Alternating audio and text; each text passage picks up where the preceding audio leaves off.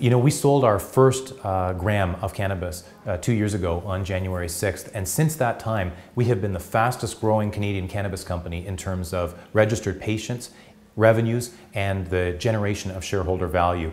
We have more than caught up to the companies that were so far ahead of us because we received our licenses 18 months behind what are known as the Blessed 13, the first 13 companies to receive their licenses from Health Canada.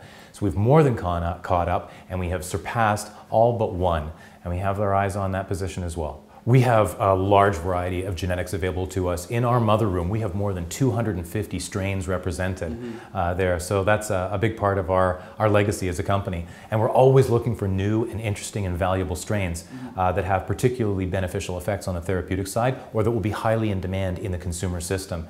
So it's a hunt that never ends. People ask me if I have concerns about the system, and I really don't.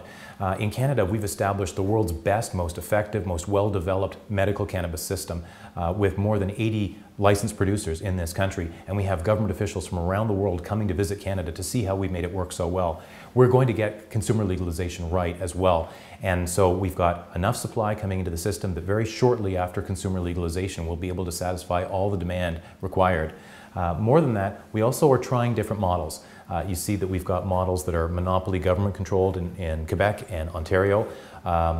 British Columbia is taking, I think, a wiser approach by having a hybrid system, and then we have privatized systems that are going to be developed in Alberta, Saskatchewan, and Manitoba. So we'll see which works best.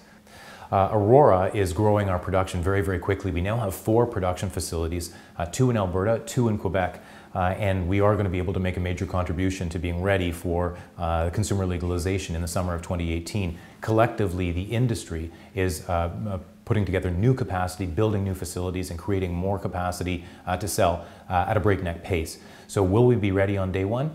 I'm not sure if that'll be the case, but very soon after, we're going to have enough capacity to replace the illegal market with legal, regulated, and safer cannabis.